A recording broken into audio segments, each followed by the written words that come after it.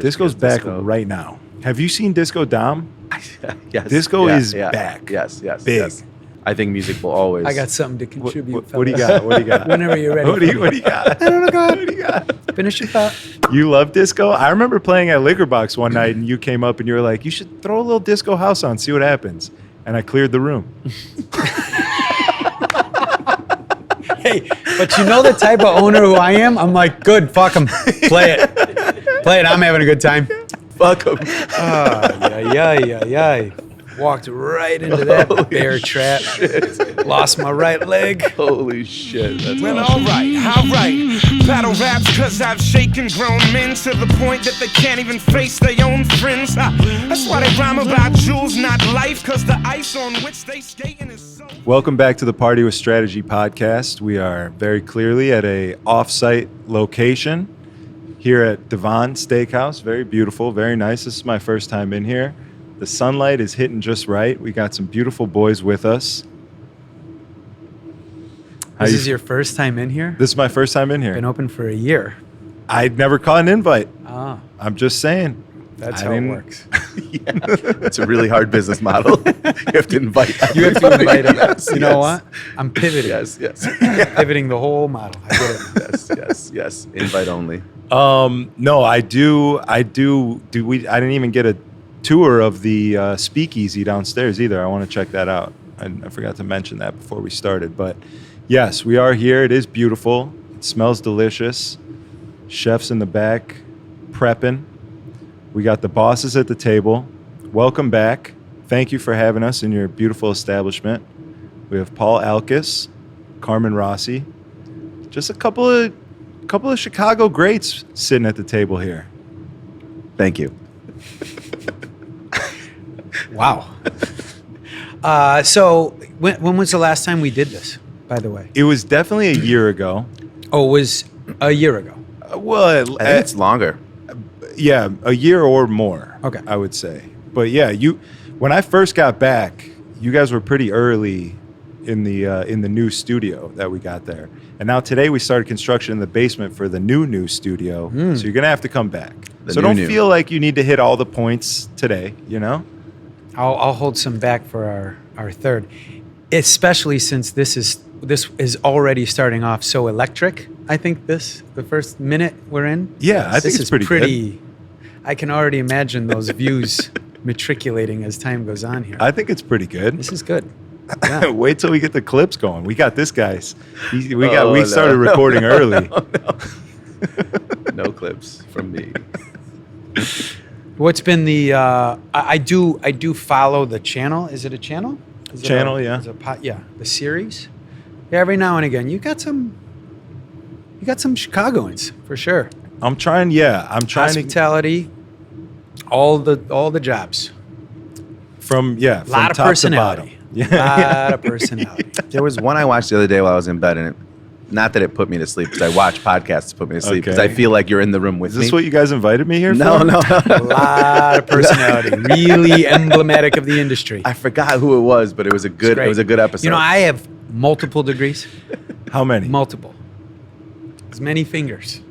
How many you got? And then, Because when I did the research on you last time, the research. I didn't see all those degrees. They didn't that wasn't on your wiki page. Well, I'm saving it for the third podcast. Okay. The resume. My I have- LinkedIn profile. I have two. You Just really? two? Yeah. Like bartending school and then Yeah. undergrad? Yes. He went to HVAC school. Yep. I went to Northeastern Illinois. I did know that. Yeah. I did know that. You and Riz. Me and Riz went to Harper together, and Riz needed Riz needed one credit to get his associate's degree, and he didn't do it. They say the last one is always the hardest. I'm sorry.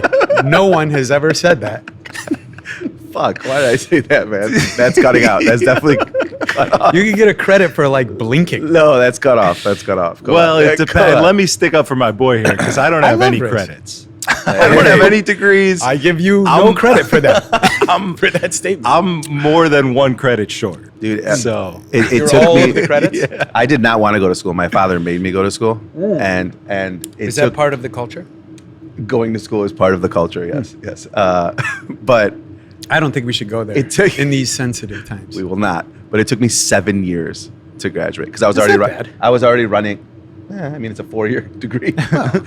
I was running, Promo 7 already. Yeah, at that point, like halfway into college. So My dad also made me go to school, and I had to get student loans for it, and now I'm pissed. Now I'm kind of upset with him, to be honest. are you still paying those loans? No way. Do I owe them? Yes. Am I currently paying them? No. Wow. I'm in economic hardship forbearance, I believe. Yep. You can check that box. Sponsored by the $1 Million Podcast with all of its sponsorships. Sponsored by Shouts to Small Long Drink. Business Administration. Stella of- Artois. No. This is a Long Drink sponsored podcast. I actually poured the Stella out. I put Long Drink in here, but I did want to make it look more like the Italian mob movie that it does There it feel is. like in here. That was my one request. Yep. Thank you for matching it. Yep. It is sensational in here. It's beautiful. I've been here multiple times at nighttime. Obviously, I throw events here as well, but you don't get to see it like this during the day. It's freaking beautiful. So No, I'm kind of hoping to turn over the marketing that a mob hit takes place here, and then everybody could talk about it. that actually works because I went to New York and I went with my controller, Sam Porto, and all he wanted to do is go to where all the mob people got killed. Yeah. That's a thing. Yeah. It's so funny. Yeah, they could add. We have a mob tour too. They could pull the bus up in front See? here. Yep. Talk We about can how kill someone got somebody if killed. you guys want. I can't do that. Oh. It's- I got enough problems. I don't have any degrees, so I'm in. No, I just I like how much you're doing for the industry because you interview hospitality people and you ask the tough questions. You really get into I've watched some of these clips. I try sometimes. Mm-hmm. I appreciate that. Before coming back home, we had the pod. It was in Houston. I was doing industry people because that's really all I know. I have no degrees, just nightlife industry. That's all I know. Those are the only people I really talk to. Those are the people I relate to the most, to be honest. I think because I sort of grew up in the back of AA meetings around crazy people, just insane people. And I feel such comfort at 4 a.m. in a club with those same crazy people. So it just feels at home to me. you I know? love it. I continue to resent this stereotype of hospitality. I love But it. okay. Yeah. I mean, by the way, both of you know that at 4 a.m. in a club, you may not be witness to any degrees when you are around me. It is not my, you could say it's not my best version, or you could say it is my best version. I think it absolutely is. I was telling him before you got here, I definitely want to talk about, with both of you guys, being owners of establishments in the city that actually go out and party in your own and other establishments and have your ear to the streets, your finger on the pulse, you know what's going on. When you're eating caviar off chicken nuggets at Joy District, I feel like you're also relating, but well, I don't know if that's really relatable, but you're also in there. Similar. Maybe you're seeing something that you're like, okay, I gotta tell them about this. I gotta make this better, right? In what I like about this forum and this podcast is how many years we go back, the three of us, that is. And I would allow that probably attributes to the lack of preparation that the viewer is witnessing right now between us. But it represents, the other fun thing about this conversation is it is representative of different genres of hospitality. One, I'll start with a similarity. I don't think this is a hot take for the three of us, but what you are reading about in 20 seconds on an Instagram reel or a TikTok, because that about maxes out our level of attention. This Gen Z is drinking less, going out less. Alcohol sales are down. That's actually factually correct, evidenced by the data from liquor, beer distributors. But is it a trend to stay? Is it the end of nightlife? And I don't buy any of that. It's a moment in time. I think that, we're finding we're finding new ways to experience hospitality spaces. And I don't think that replacing we're of the age where when Facebook came out, I mean, we were around when we were in college, but it wasn't cool to download it. And that's college. actually gone full circle. I was in middle school. No. Oh, you were in college, actually. No, I'm younger than everyone. No, I meant always. I meant that he didn't go to college, but I forgot you did go to college. Oh, I see what you're But I was also in high school. school. That's called a callback. Yes. To an earlier point. Yes, very good. Sorry to cut you off. Great contribution. Go ahead. Anyways, the idea of social media influencing it, I don't know. I mean, it's easier to engage with your desired attraction by swiping.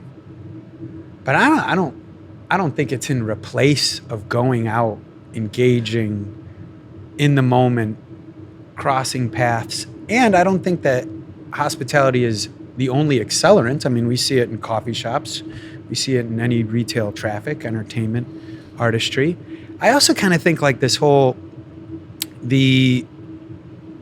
anti-alcohol. I mean, what better an accelerant to drink responsibly? I mean, drink responsibly. But the accelerant of what that musical influence from Europe, I don't remember trends being able to reach the dorm room or the household or the street or the suburb as fast as they can now. Like, I'm experiencing the way sub-Asian culture, nightlife, certainly European, like, if you would have said however many years ago, like, Berlin underground music, we wouldn't have. Now we know exactly. We could search it in seconds, and we could say, "Wow, this is actually really interesting," or otherwise. But I'm excited for nightlife and hospitality. I just think that it takes a minute to. Is this a flower analogy? But like to develop and to blossom. But I'm not worried for the industry. All that to say, I'm not worried for it. I, at this current moment, am not either, because in Chicago, at least, for sure, this summer feels electric. The industry feels good. People seem to be excited to go out.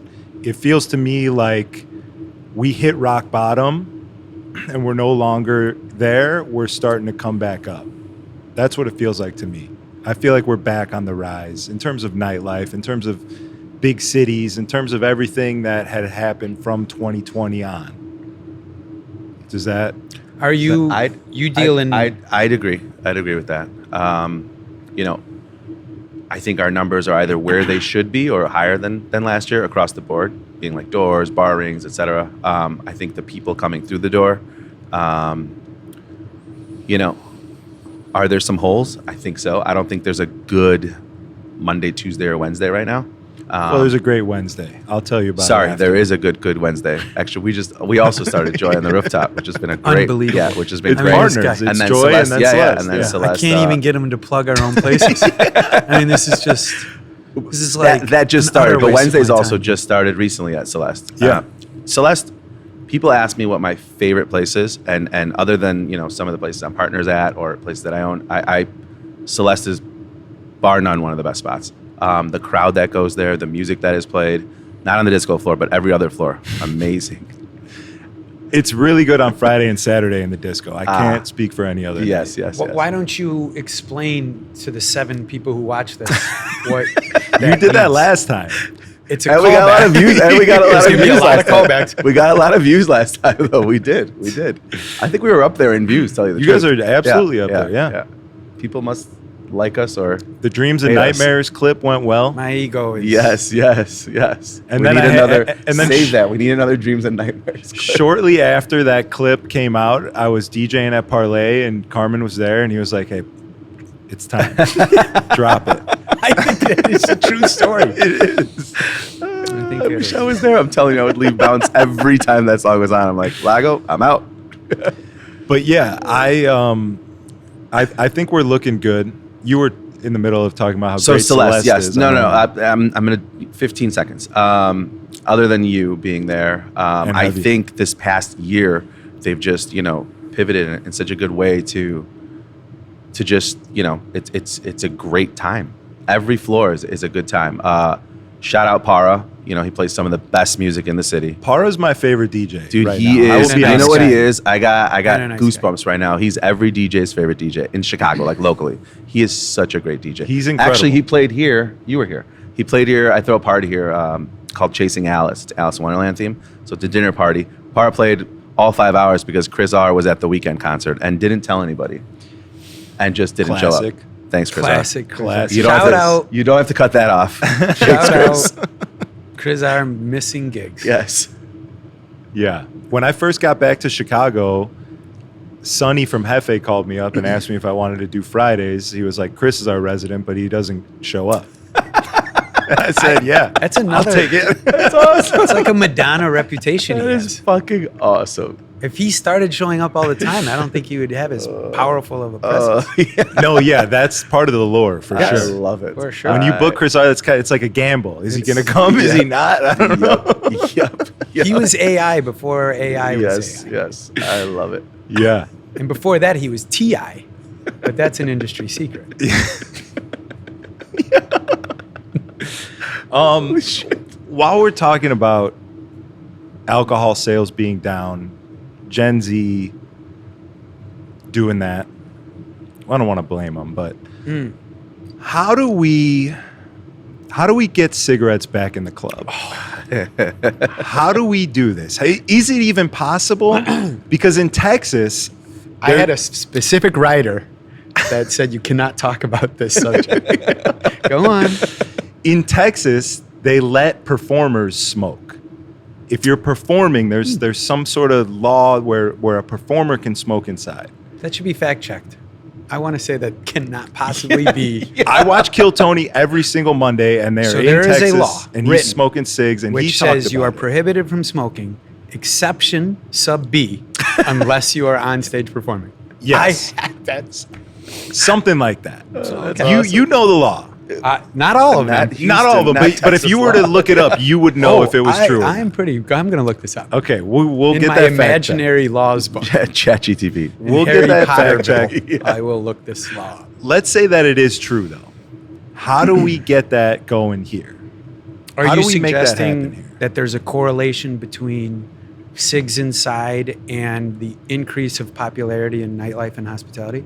I will not go against that thesis. I'm just trying to contain the genius with which you're proposing. That a little bit, but what my real point is that I think it brings more fun and more like, oh my God, look what he's doing in the room if the risque. DJ is smoking a cigarette. It gives a little bit more of like, oh damn, we can like have fun in here. We can like get weird in here. You know, it's just a little fuel to the fire. Well, I mean, to be honest with you, I think what you are not beginning to see, what we are seeing is that hospitality and nightlife has to evolve beyond sustenance. It's not good enough just to have a cold beer and a warm meal, or even to have location, right? We're seeing ancillary adjacent neighborhoods become active. We're seeing off the beaten path, underground style places become overcrowded and hot. And I think it's because they are saying, wow, you've seen this 1,000 times. Think of your favorite movie. What's your favorite movie, Paulie? A movie that you enjoy watching more I than used once. to watch, what is it called? God, 7 years. I'm not surprised. This is an easy one. This is a This is an layup of easy a one, question. yeah. You Wait, could what say is- anything. I know, I forgot the name of it. I'll give you a credit hour if you could figure this out. Like my personal, or is this a riddle? We don't have time for this. It's not a riddle. Serendipity. Serendipity. Yes. If you haven't seen it, I've seen it probably over 100 times. Okay, so serendipity. Yes. You've seen it over 100 times. Yes. And yet you've seen it 100 times. Yes. Meaning like you're not jonesing for serendipity, nor are you otherwise staying in or going out if serendipity is on. We've presented a cast, CASTE, of nightlife, entertainment, and hospitality.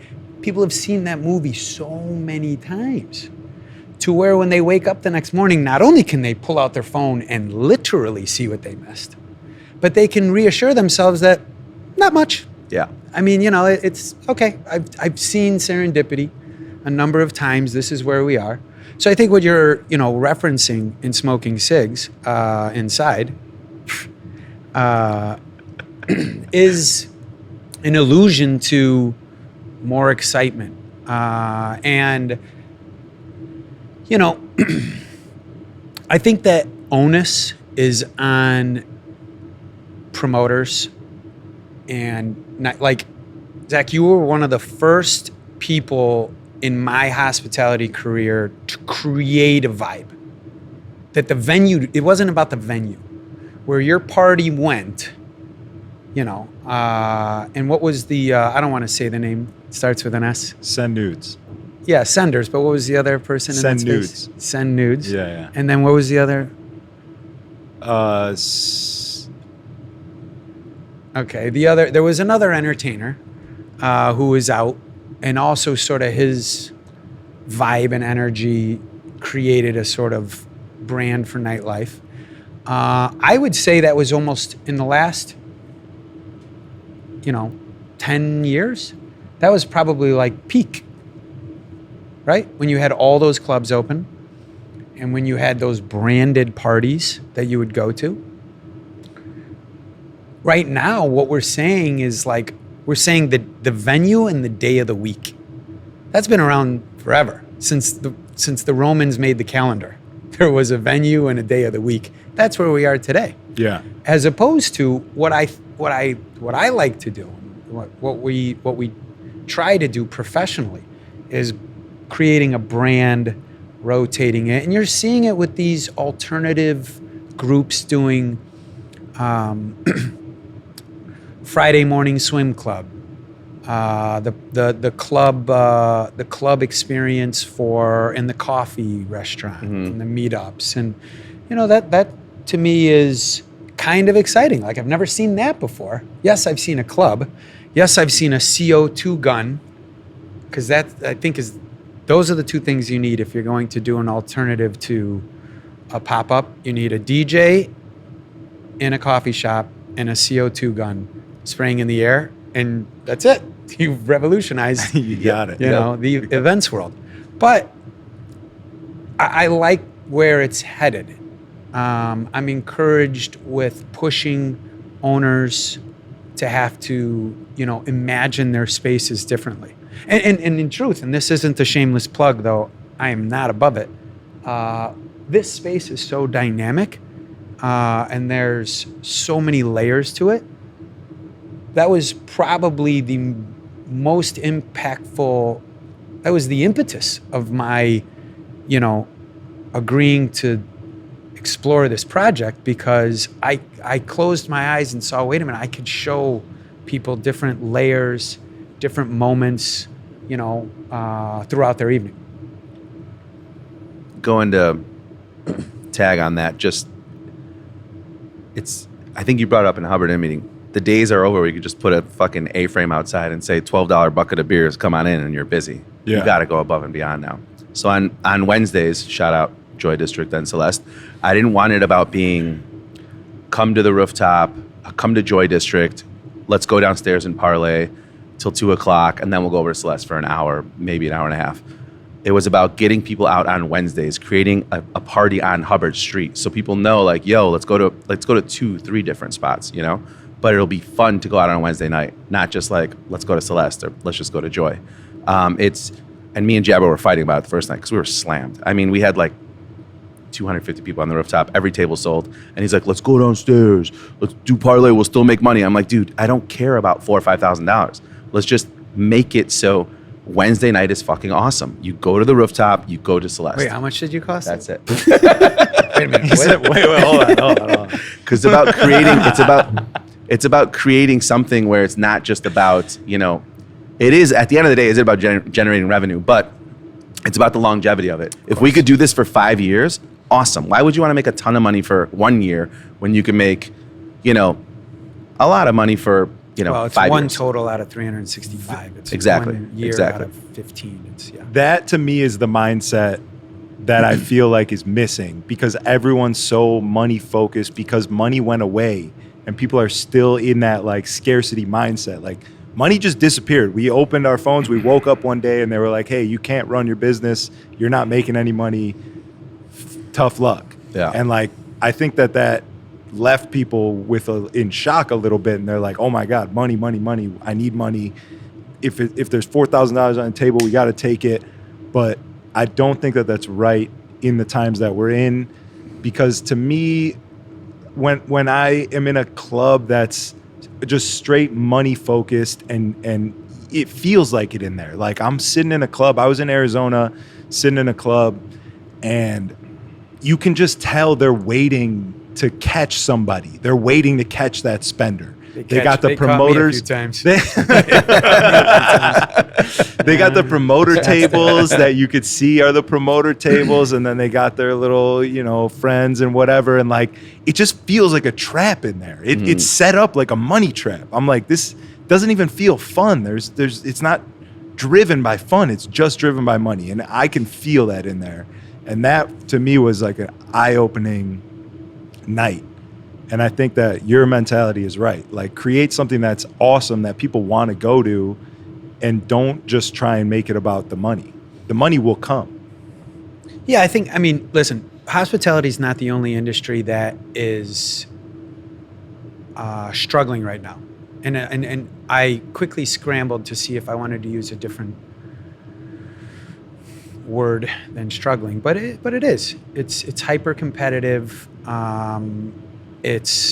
Money has changed so quickly. You went from no money COVID, excess money in subsidy, all my money's gone. Am I getting another subsidy? Is Uncle Sam giving me more checks? And I'm talking about the consumer. And I'm talking about the lifestyle of work from home, and I'm talking about the unemployment rate and the market, how many additional people there are that can do those jobs. I'm talking about the effect of AI. This is a macro issue that just matriculates to so many different industries. And when I think of hospitality, the bigger picture is retail. You can look at trade journals, clothing, luxury especially, isn't in its heyday, is not going through a renaissance. We're experiencing that pivot, but it's for the better. As a result of what you guys are talking about, owners and operators will have to elevate their game. And when you have an owner and an operator who does chase that, let's just use your example, $4,000 grab, it's so short-sighted. The short-sighted operator in any business who sacrifices brand and longevity for the quick cash grab, that's where you see openings and closings. That's not necessarily a rule, but you can certainly imagine that. Like, on the one hand, it's a real nasty pit in your stomach to put yourself in their shoes. They're not taking the money because they don't agree with you. They're taking the money to keep the power on. They're taking the money to make sure that the payroll check's clear, and to make sure that the third notice for their rent doesn't hit, and they get a 5-day notice from the landlord. They're taking the money because it is a real difficult position to be in. And so I understand it. I think what I'm advocating for is, like, you have viewers who don't own and operate venues, and maybe, although I don't know, a few that aren't in hospitality. And yet, is there relatability to them? I mean, it's not just this comedic hour that they're tuning in for. There has to be some semblance of substance. Let's just talk about like success. Forget, let's set aside hospitality for a moment. The idea that you could cut yourself up from the world except for your phone and social media and expand your network, it's a incongruent thesis, I would imagine, right? I'm cutting myself off. I'm just gonna go to work or work from home and then stay in my place and not really go out and just hang out with my two friends. But I feel connected because I'm on social media, because I have my phone, right? I'm still connected.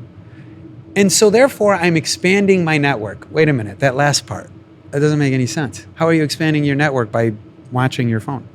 And the idea that, well, you know, boy, these three guys, they seem to be talking with fluidity, at least two of them, where this must not be their first rodeo. Like, where did they find the comfort to have honest conversation, dialogue without embarrassing themselves, that with proper syntax? Maybe it's from the experience of going out and being around humans all the time. You couldn't turn it off. I couldn't ask you to do your best impression of somebody who's socially awkward. It would have been decades ago since the last time you've practiced that, so to speak.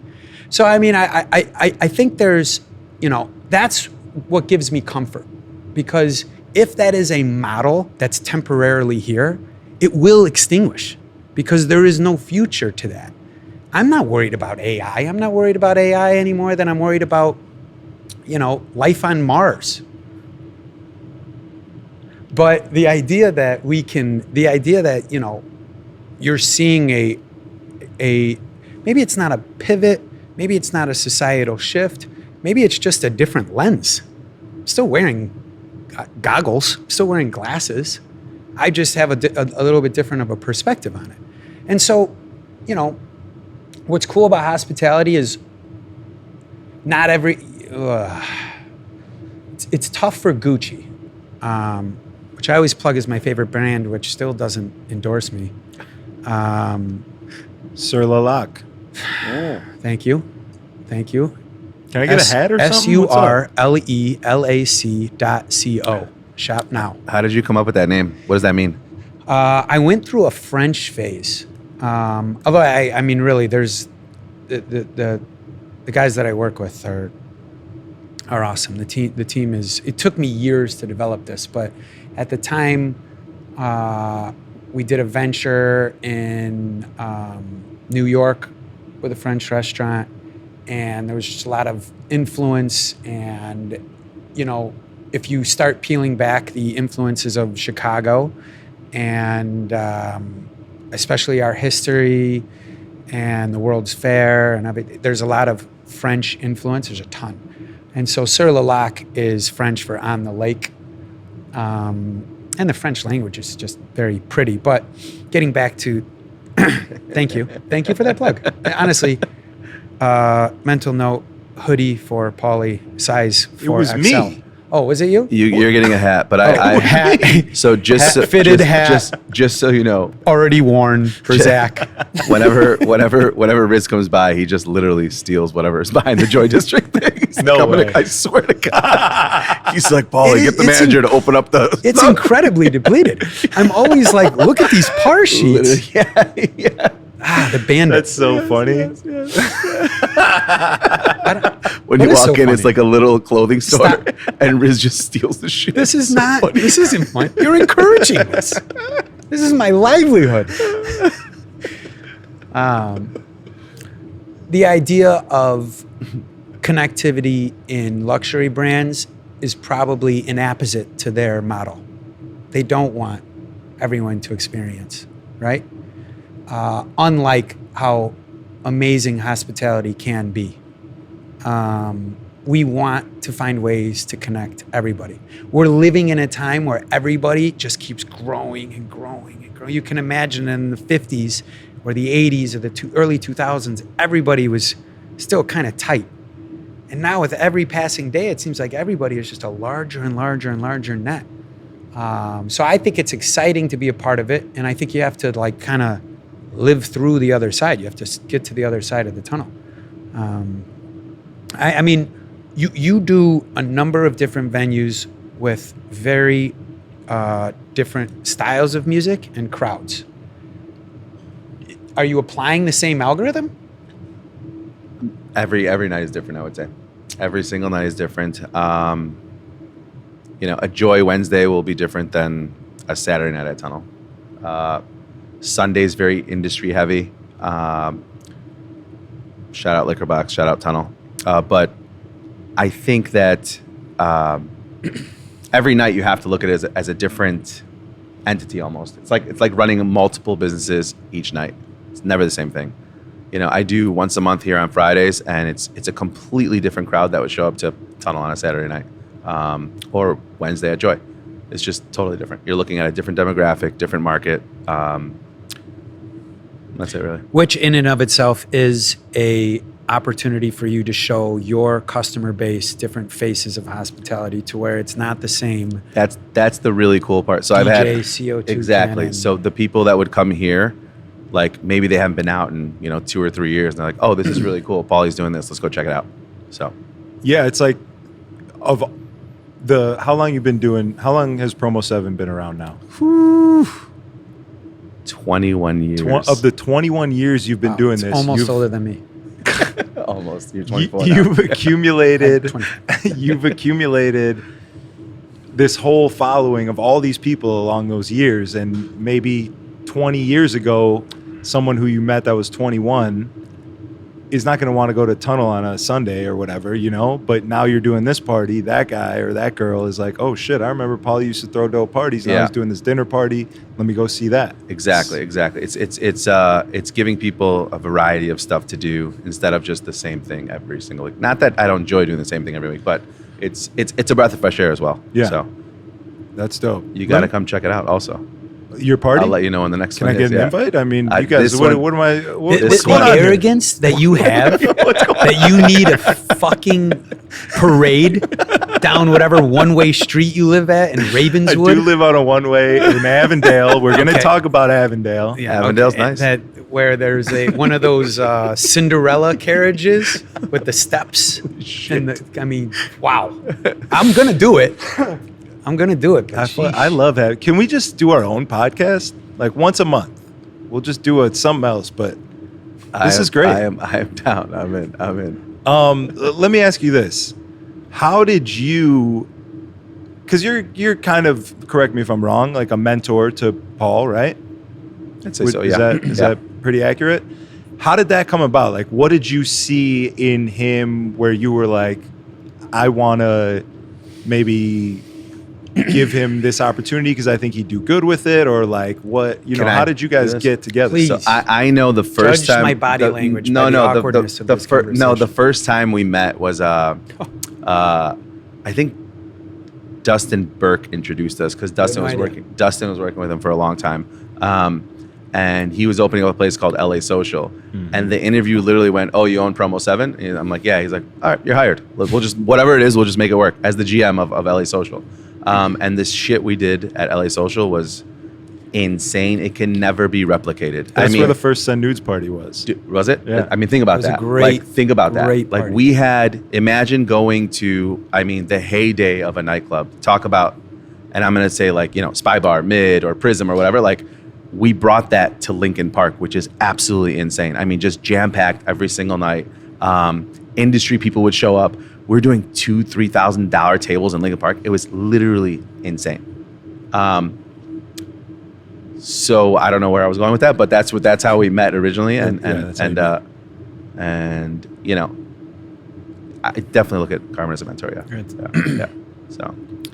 So what you're saying is that the capitalist pig that I am saw that I could profit off of you because you had a promotions company. Yes, but that's and that's what I saw in you. But it's so much more. But that is some of the most money I ever made in my life because I was, on a GM salary, still doing Promo 7, still programming. Me and Riz were doing Thursdays there. It was fucking insane. We used to do a Friday night there, $1 tequila. Lines around the block. It was. I can't explain how crazy. But there has to be something where the moment for him to get the opportunity to buy into something that you're doing and become an owner is big, because a lot of people, I could speak from experience, don't want that. They want to hold you down. A lot of people want to be like, oh, you're a promoter, you're not an owner. Like, I'm an owner, you're a promoter, you stay here, you know? I wish I could. I read a text yesterday and it was so disgusting. A promoter was showing me it and he's like, look at the way this owner was talking to me. And I'm not going to say which owner it was or what promoter it was. Just, I can't. Come on. It wasn't me. It was not Carmen. It was not Carmen. Gosh, roasted on But this. the guy was like, I think they were owed money for like 6 or 7 weeks. And then one of the owners was like, I don't talk to promoters, talk to the GM, the name of the GM. I'm not going to say it, obviously. Yeah. But it was like, I don't talk to promoters, talk to the GM, and then left the conversation. And then they paid him like half of what it was owed.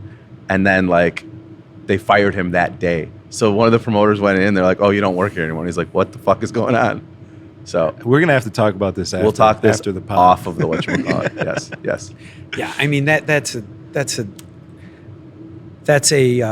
But that is an owner being like, fuck you, you're a promoter, basically. that's a rotten yeah. example of somebody who is not being a good human, which we can all imagine that it's not industry specific. No. Every industry has people. That's a character flaw of that person. I think it's a lot harder to actually be compassionate, to be receptive to the idea of positivity. I think it's a lot easier to immediately put on your cape of negativity and fiercely type letters on your phone or keyboard to bring somebody down. I think it's way harder. And I won't. Plenty of people, plenty of times, circumstances have tried to drag me to negative space. And perhaps they have been successful in bringing me down there, but I'm not interested in hanging out and staying there with them. I mean, I believe the mentor-mentee is tough, because I think it's a huge commitment to say, I agree to be your mentor, because you're effectively taking responsibility. And this isn't some academic bore. This is me saying that I've been asked a lot, and I think it's incredibly flattering. However, I don't do it because I don't have the time to do what it takes. Now, if you want to talk about Paul and my relationship and how it sort of came to be and then just continued to rise, it's easy. Paul is an incredibly positive person. He listens to what you're saying. He gets so excited when he learns something new, or when he realizes, when you see the spark, the two thoughts merge together, and he can visualize, wait, this is going to work.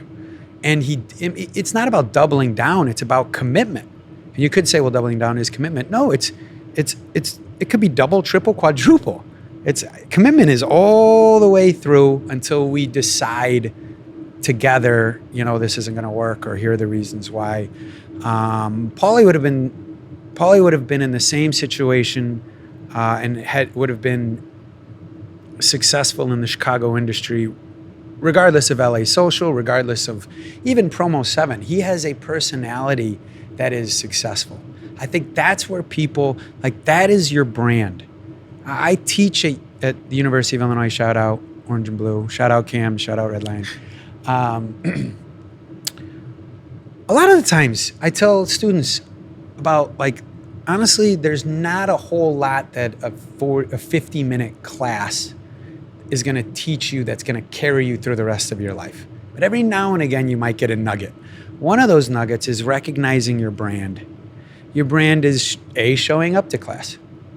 For us, it was college. For you, grade school, maybe third grade. I did finish high school. But even if you were hungover, even if you were, had an incredibly busy schedule, showing up. How many times do people miss meetings, gigs, appointments. Showing up is a big part of it. Not wearing your pajamas. Or said another way, having a brand that presents success. And you're not just doing it to the professor. The professor doesn't give a shit. You're doing it to your peers, you know, who's saying, hey, what'd they just say? I missed that note. Or, hey, this is pretty tough. Do you want to join our study group? Like, that's just human connectivity where people are comforted by the fact that, oh, you know what? This person is projecting success. I want to be with them. Very rarely. And by the way, you can indict this notion. But can you think of an example of a time where you saw somebody that was being an absolute piece of shit and disgruntled member of society that no one wanted to be around and be like, I gotta fuck with that person. I gotta slide. That's my space. We're doing that now. And then maybe, quite honestly, maybe I didn't think this all the way through. But you see my point. I think Paul and I's personalities. He's got such a huge heart. I'm not somebody. And by the way, this isn't Loveline, starring with Dr. Drew. And again, 95% of your audience won't even. Can we take a break after that, please? I need another beer.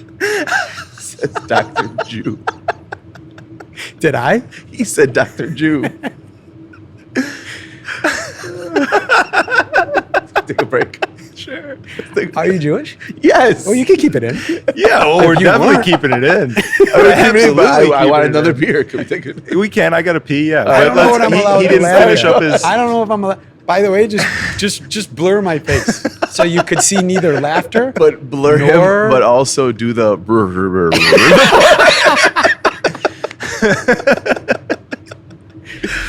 Shouts to Long Drink for sponsoring the podcast. Absolutely the best cocktail you can get out there. That's exactly what it is. A cocktail in a can. It's not a seltzer. As you can tell, it's not one of those stupid, long, skinny cans that makes you look like an idiot stick when you're drinking it. This is good stuff. Anyone I give one of these to asks me what it is, where they can get it, and why they haven't had it before. I'm putting people on. You guys are next. Thank you for watching. Enjoy the program. Go to your local liquor store. Target's got them. Wherever you can. Grab a long drink today. Enjoy. Watch the pod. Let's get back to it. Thank you. We're back. We're back. We're back. We've composed ourselves. We're back. I guess maybe saying that you were Paulie's mentor wasn't the correct terminology, because that is like a role that somebody accepts to play, right? That is like you are this, and that's not that. But you saw something in him, and I respect that. You saw that and wrote it out. Exactly. But, you know, again, I'm not, I don't want to stay on this too long, because this can't be if this is more than 20-minute podcast, we're going to lose everybody. No, this is the good stuff. Yeah, this is the good stuff. The idea that a mentor-mentee archetype model requires perhaps an algorithmic and finite set of instruction. I'm going to teach you how to do this. Right. I'm your mentor in this company. I'm your mentor in this, religious group. I'm your youth program or organization. But the commitment that you have to wanting to work with somebody, like, as much as he may have had a desire to work with me, I quickly then said, wow, this is mutual. Like, I want to work together. It becomes so much easier. And by the way, they say that business partners get married. When you start a business, well, what does a marriage need? I fucking have no idea, because I'm nowhere near it. But correct. And good sex too.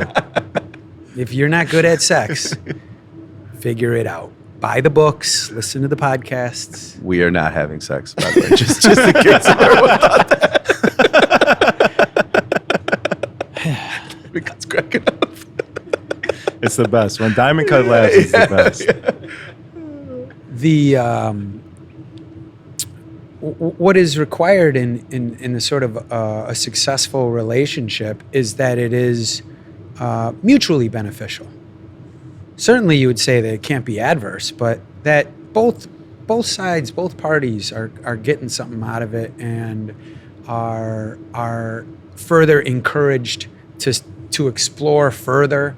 I hate redundancy, but to go on to another adventure. I meant to say venture, but that's the Stella, somebody else who should be endorsing and paying me. But no, and Zach, I think there's a number of people in your life. I think there's a number of people listening who can imagine. I'm not a huge advocate of higher education. The irony, since I did it, right? And I sometimes teach it. I think the utility is not for everyone. You need to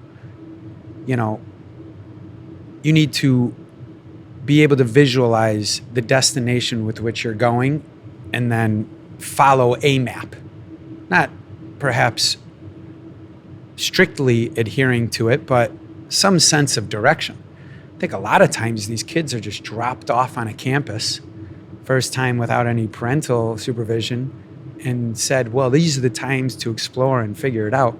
Yeah, if you want to start life at 35, that's fine. Or you could go there with purpose. And maybe the purpose is, I don't know what my discipline is. I don't know what my academic preference or profession is, but I'm going to take it seriously. I'm going to value the time. I'm spending all this damn time and money to be here. I'm going to do that successfully. Isn't that the same for a friendship or a business partnership or a relationship or your responsibility as a sibling or a son or, to me, I think if you have those consistencies in virtue and approach, I know I've deviated a little bit from our comedy hour, and it'll come back. But you'll full circle this. But you asked a serious question, and I gave a silly answer. No, it's perfect. I think it's incredible. Next topic. You have a lot of knowledge to give, and I'm here to chest take it or in. ass. Great. Ass. Next topic. Hold on. What do you got? I'm just gonna wait. You have a piece of string on your face. Oh, get it off. There. Hair? No, I don't know what the fuck it was. It was in a string. Good? There. Edit all of that. Yes. Okay. Edit the last 45 minutes. Would have been the last 45 minutes. No, it's been great. That would have been very bisexual, but go ahead.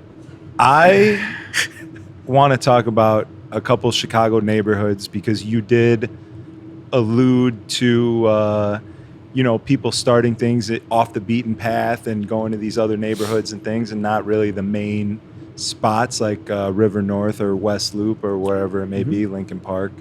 What are some of your favorite lesser known neighborhoods? So, and you have to have these as well. I was in Liquor Box within the last few weeks, and there was a videographer / he's dabbling in producing out of LA, visiting, and he told me about an underground rave off near the United Center off of Madison. And I was very intrigued to understand and I'll tell you, the intrigue really was rooted in, is there a space where pure hospitality, which is music, comfort, it's safe, it's controlled, it's, and there's also, ancillary business. Are they selling alcohol? Is it, and what is the opposite?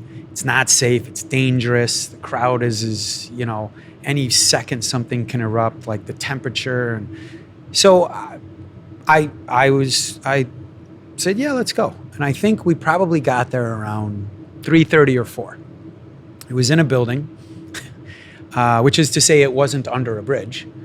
Or in an alley. It was in a building. We go in, and immediately it was so, you would have never thought they didn't have a City of Chicago issued business license, that it wasn't a completely professional organization.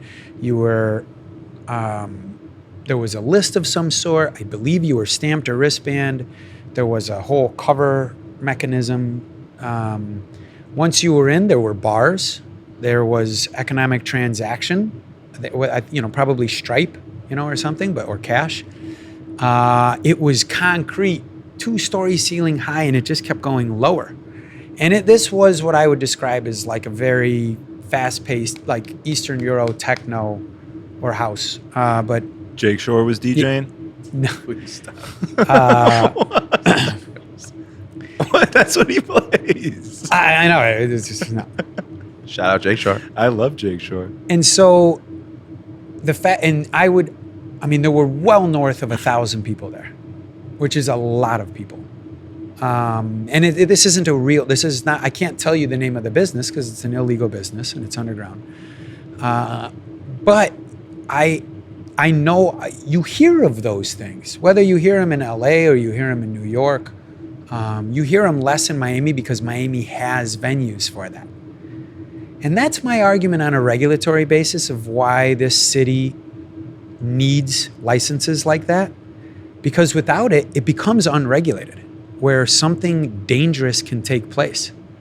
Versus Miami has space. It has, and thousands of people go to places that have licenses till 7 a.m. or 24 hours because there is very much to deny the licensing of something does not deny the existence of desire or of consumer preference.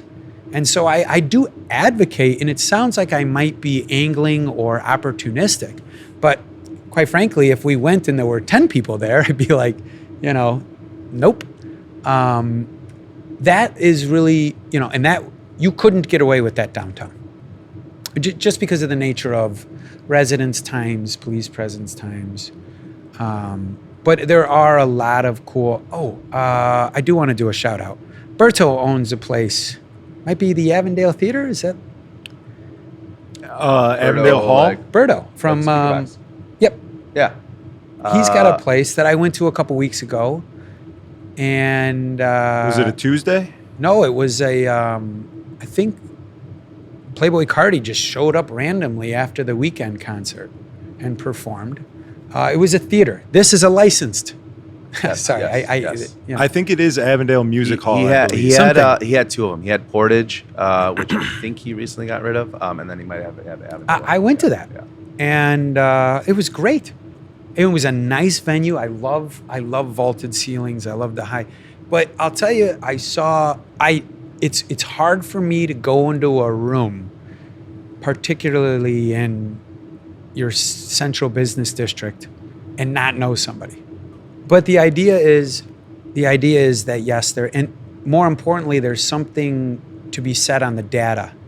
Like, wow, look at how many people are responding to this. Look at how big of a void of people. And because I am in a space where I don't know a lot of people, I'm engaging. I'm talking. I'm standing around with a drink, saying, "Hey, what's going on? Who are you around here? And do you come here often?" All the non-creepy questions. But that's a truth. And to me, I look at that as like, okay, there is something. And again, in defiance of the idea that this is just exploitive, I look at it as a responsibility. Like, I am a business owner in Chicago. I owe Chicago everything. I don't think I could have grown up in LA, New York, or Miami, or any other mid, and been able to have been blessed with the same opportunities, the same camaraderie of ownership. I mean, Paulie's story about LA Social was camaraderie of ownership. His bad story about a shitty operator is an anomaly, in my opinion. I don't think that's the rule by a long shot. You know why I don't think that? Because I don't talk to people like that. If you have toxic, negative energies in your life, I don't believe in treating cancer. You cut it out. But yeah, to answer your question, I think there's so much to learn from those neighborhoods, the fringe to major entertainment pockets. And the last point I'll make, it's fringe to the entertainment pockets because the entrepreneur or the event organizer wants to be legit. I would be surprised if somebody doesn't want to be mainstream, but wants, and by mainstream, I mean, let's just define it as like a legitimate business. They can't afford it. They don't have $2 million. They don't have the credibility of their financials to sign a lease. They don't have, like, that's part of the problem with the infrastructure that we're living in today, is because we've made it such a challenge for young entrepreneurs to start new business. I have to pay my parking. That was that. I think that going on the last couple points that he made, I think if you follow the hipsters, it'll tell you where the trending neighborhoods are, right? Wicker Park 10, 12 years ago was such a hot spot, and then now it's very family oriented. It's still a hot spot, but it became almost like a Lincoln Park. Then you go to what's a little bit... Logan. Then you go to Logan. Now Logan is becoming what Wicker Park was. Give it about 5 years, it's going to be all families. Where are they moving to? They're coming, baby. Avondale. They're all moving to Avondale. I've been waiting. Some of the best restaurants are in Avondale. That place, Warlord, which have you been there? No. Have you been there? Outstanding. I haven't been there. You haven't been? No, and I heard is phenomenal. Can we go one night? I am in. Yeah, you gotta like show up early. Yeah. And Yes, wait in line. There's no No, I like feel about list. waiting There's in no. line. Yes. But I will go if you invite me and you bring a horse and carriage. I got you. And you wine and dine me. I will I go got with you. No, you're but paying I for think sure. I think that works everywhere. I'll pay. It's fine. I think if you go in any market, not just Chicago, I don't know what it is. It's follow the hipsters, and that's the next hotspot. I think he made a really good point that I've never thought about before, is that these people probably do want to be legit. In my mind, I'm thinking they're like, nah, fuck that, we're underground. But I think that the price comes point. because it's like something to attach yourself to, because you can't be legit. I think that made a lot of sense to me. I think it's the price point also. So, hipsters are very. I couldn't even say it. Like, look at somebody and be like, oh, that's a hipster. Like, I don't know what that even means, but I think that they look for a bargain, and as they move from town to town, you follow them, and that's the next big thing, which is great. So what are we opening up in Avondale? The next studio, the next podcast studio. They got in your movie basement. studios there. Have you seen those? The Field Studios? Mm-hmm. Sick. So sick. Hollywood's like becoming decentralized. People are starting their own movie businesses or filming location. I don't even know what it is, but we got one in Chicago, and it's in Avondale. Oh, that's pretty dope. Yeah. What is it called? It's called the Field Studios. Field It's like part of the old Marshall Field building there. Oh, that's on dope. Pulaski That's University. Sick. Yeah. So tight. I did an event in one, actually. Someone's 50th birthday. They rented it out. I wasn't invited. You were not invited. I wasn't invited either. Oh, I just had to cover White Shadow because he was late. Gotcha. Yeah. Gotcha. Very Chris R of White Shadow. Yeah. I can imagine that a lot of I couldn't even say it. Let me start over again. It's one of those things. Remember I was telling you? Remember I was No, telling hold you? on. Give me a Before we second took a take. break? Give me a second take. He's thinking faster than he No, can no, talk. no, no, no. Yeah. Give me. This was just because it was funny. But hold on, Go I ahead. could do this. Go ahead. I can imagine there's a lot of I can imagine there's a lot of elected officials that watch your show, and so I want to speak to them at this point.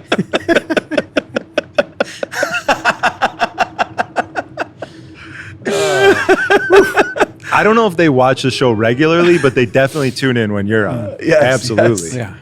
Well, Yes. Yes. yes. I try to get canceled twice a week. That's my quota. Then you have the other side of it, which is just the cost of doing business. I don't think you're an amazing chef. You're 28 years old. You are incredible. You're doing things that, that everyone on social media that follows you is saying, I've never seen this before. This is wonderful. And you're really you're only doing it in your kitchen because your full-time job is working for somebody else as the fourth, fifth, or sixth in line. But you finally gain the confidence to say, man, enough people have said I need to do my own. Or you're a DJ producer, or you're a promoter, or you're a mixologist, that every time you are behind the bar, people are just by habit pulling out their phones because what you're doing is so special. So then you finally say, okay, I want to do my own. Great. Where's your $2 million? Because the cost post-COVID of rents, of product, of labor, of property taxes, everything that goes into it is so prohibitive. Most of the meetings that I get requested for between 2000, let's just say 19 to 2022, 23, were apps. Hey, I got a great idea. Me and my buddy, me and my college roommate. Hey, we want to do an app. We want to do an app. Remember that? Like everybody had an app. And an app had a lower barrier of entry though. They actually have an entrepreneurial spirit. They want to create enterprise and put it in the consumer stream. But the barrier is so high. Like you have somebody who wants to open up a 30-seat restaurant. Paul, you know this. A 30-seat restaurant needs to do, $1 million a year minimum, given how high rent, product, labor, everything back out. I mean, permitting this, that. So okay, $1 million is $20,000 a week. You're open 4 days a week. You're doing 4, maybe on the weekends, 5,000 a day on 30 seats. Divide 30 seats by 5,000, and then have to do it at 4 days a week. It's not. So you're losing all of that. You're losing, particularly in your central business district is dominated by the same 5 groups, 6 groups, and like the same groups. Oh, that's this group, that's this group. Because I mean, rent is $60,000 a month at some of our places. $60,000 a month is rent. That's nuts. It's crazy. And that comes out of nowhere. And it's not $60,000 because the landlord is in Ibiza, It's $60,000 because, everything went up. Property tax, everything has gone up. They're trying to they can't go into foreclosure because they see you're doing a good job or they want to give you a chance. So I do think that the fringe neighborhoods will see where the new action is because that's where the opportunity exists. And it doesn't, and which is a shame, in my opinion. It's not, I love Chicago because it's 77 communities, but we can't just keep pushing entrepreneurs out to where they're out of the city. Not that I describe Avondale or Ravenswood out of the city, but that's where you're getting some of these. I don't know where is this Avondale, Wisconsin? Is that, I'm not. So yeah, I do think there is somewhat of a correlation to the barriers of entry. And I'm interested because I got an email. I did respond to the email, but then I stopped. I missed the phone call that I scheduled. But it was from an up-and-coming DJ. He included in his email, I don't know how he got it, maybe LinkedIn, but I don't manage my LinkedIn. I don't know who the hell does. He included his Spotify, and I listened to it. It was good. What do you do as a DJ today? Because that's now a DJ in 2015. It's 2025. Probably less DJs in 2015. Probably even less in 2005. Probably less in 1995. So how do you sort of launch your career in 2025 as a music producer, DJ? It is just. You didn't turn that off, huh? I gotta pay it. You are something else. I would say that for me personally, most of my success comes from going out and schmoozing and being in somewhere where I want to DJ. But that is more of like a nightclub DJ, local DJ kind of mentality. Now, of course, once you're already established locally, you can go do that in another city. You can go to Scottsdale, and if you want to play at Riot House, you go to Riot House and you schmooze and, whatever. That's the next step. But it's so different now because I think that most DJs don't want to be local DJs. They want to be John Summit. And I couldn't even speak on that. I have no idea. It's Maybe just you producing. Yeah, I think producing and getting other DJs to play your records, right? Because if you're DJing to a crowd of 300 people in a nightclub, and let's say a John Summit is DJing to a crowd of 40,000 and he plays your record, that's 40,000 people listening to your record. And now multiply that by 20 of the biggest DJs in the world. Paul, how does Well, Kid get John Summit to play his? So he is friends with Prappa. I've known Prappa for a long time. Look at him. Prop is the man. That's what I'm saying. I've been saying it for like 2 years. What is the story that is an inside story that the rest of us don't know what you're talking about? No, so every big DJ are playing his records because I think there was an interview of Tiesto saying like, what's your go-to record? And he's like, Prappa's record, blah, blah. Like I got goosebumps. That's fucking insane. Yeah, it's nuts. To have Tiesto, which is, a absolute legend, to be like, this is the go-to record. I got goosebumps again. This is the go-to record that I play when I want the crowd to just absolutely go nuts. And that's a Chicago native. Yeah, that's crazy to me. Sick. That's insane to me. And I think if we're using Prappa as the blueprint, I would say that first and foremost, number one, absolutely, he is creating amazing music. Yes. His synths, his bass lines, his everything he does is incredible. Now, that's only one piece of the puzzle, unfortunately. He's also incredibly good at social media. So those two, you combine those two, and I think that's where you get success in that world. I don't know, but I think he was so bad at social media that he became good at social media, if that makes sense. I could see that. You know what I'm saying? Yeah, I could see that. Like almost like his awkwardness to like become in front of the camera and just put himself out there. But music will always speak for itself. It'll always rise to the top, no matter what. Eventually, you put out that many records, you're always the cream always rises to the top. He's created a sound, and I think that's where it's most important, is when you hear something that Prappa did, I don't even have to know that he made it. I can hear it and tell you that that's Prappa. That's cool. Yeah.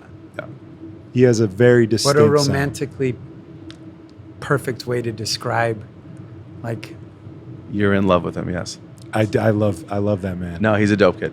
He's really. He was just on the pod, actually. Very, very humble. He did his announcement of Warner putting out Grove Street Party. That's dope. On the pod. Yeah, it was tight.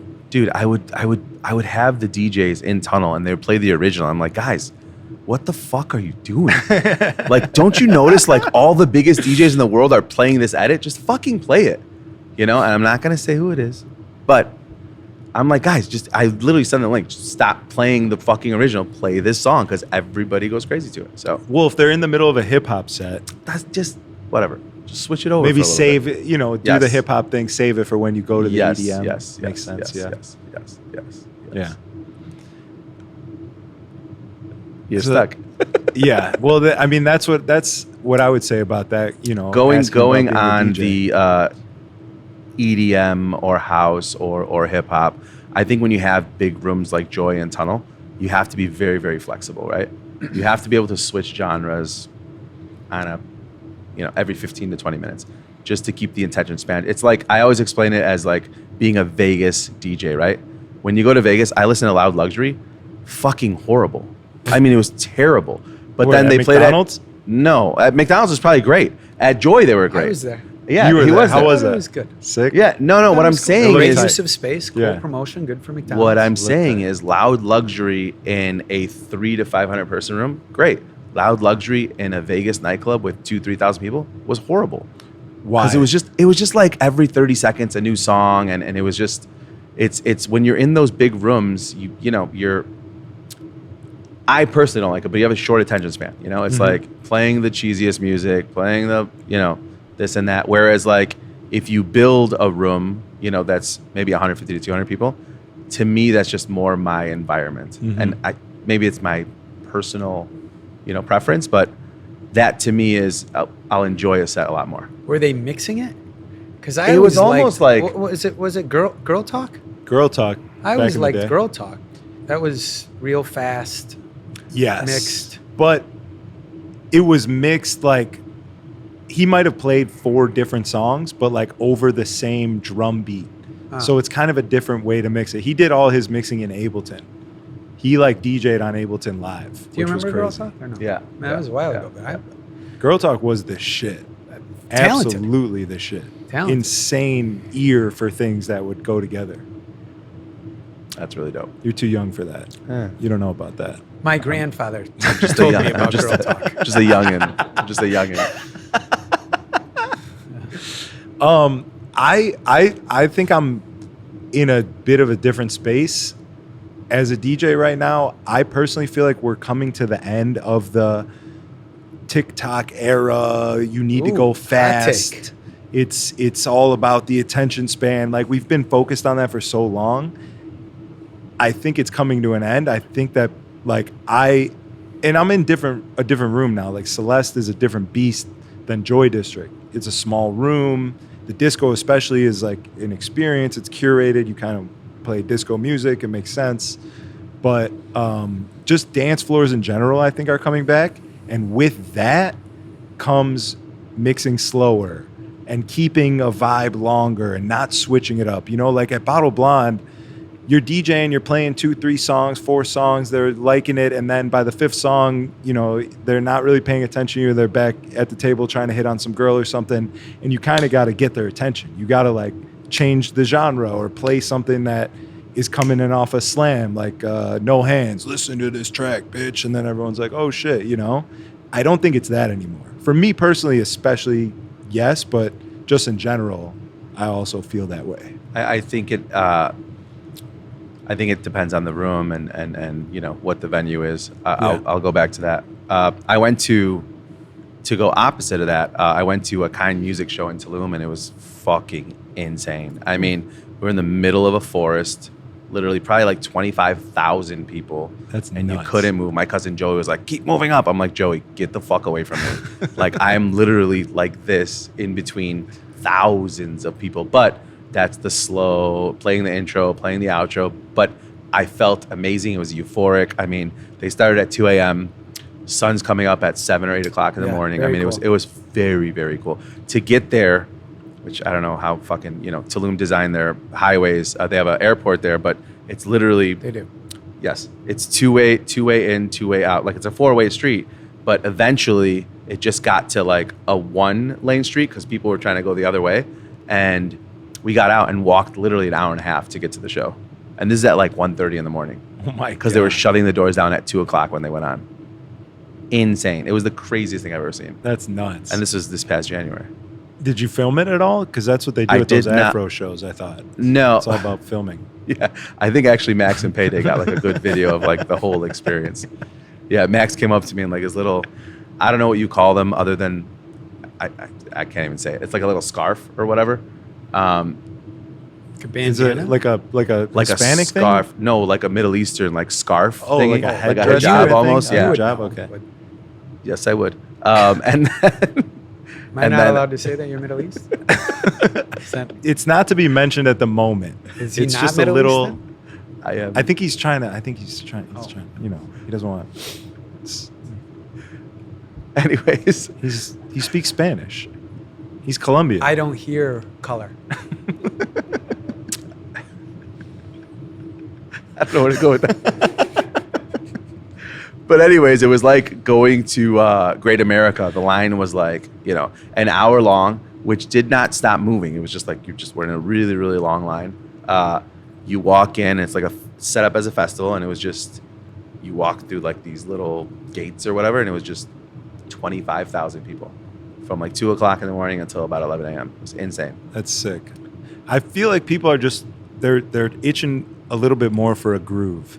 Yeah. Like that's why Para is the man up Great. in that Great. garden, bro. He can keep the groove. He knows Yeah. what Yeah. songs to mix together to Yep. keep the groove. I agree.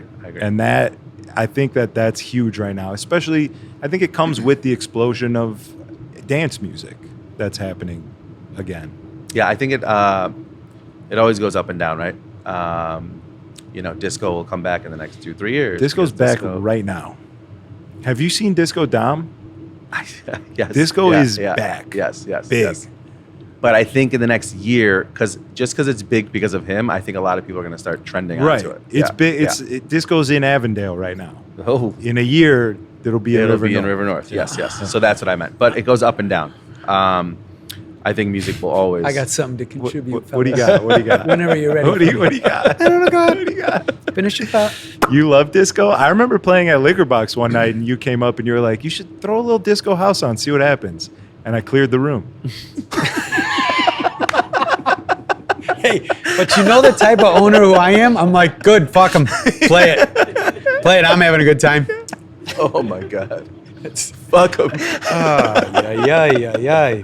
Walked right into that Holy bear trap. shit. Lost my right leg. Holy shit. That's awesome. Empire Mind. I could be mispronouncing it. It's this Italian duo. They have a single called Idol. And I'm only saying all this because download it. And it's these two guys just drinking Campari, They're blowing up. smoking cigs. Blowing I up. love Oh, it you all. know They this? hit my I've- three yeah, things. I don't know this. I don't know this. Campari, cigs, and disco. Great. I live a simple life. Yes. Great. I love And that. yeah, definitely. What's their name?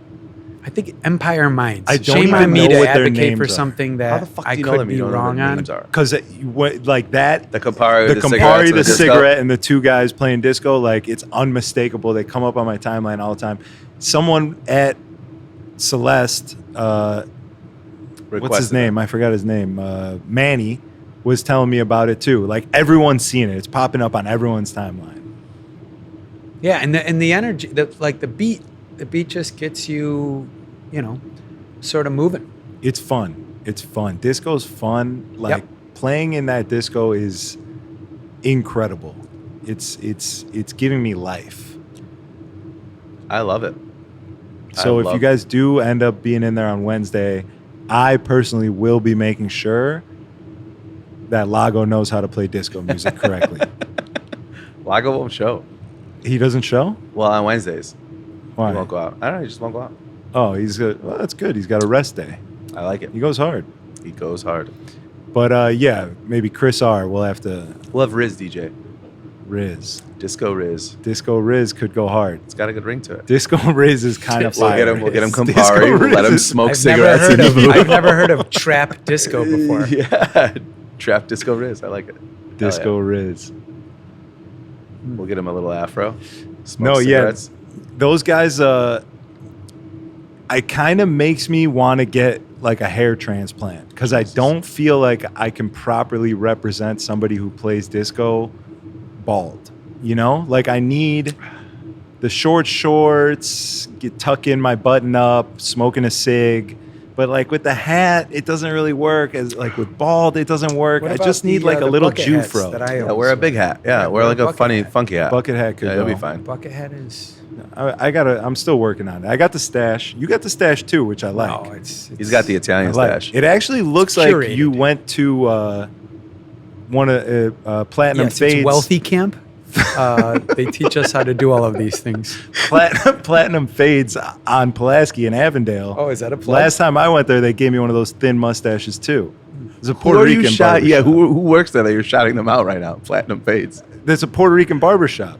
If you went to a Puerto Rican barbershop and had them do your beard, Yeah. you'd have a thin mustache like that. All right. That's how they do I'm it. going to try it out. Platinum Fades.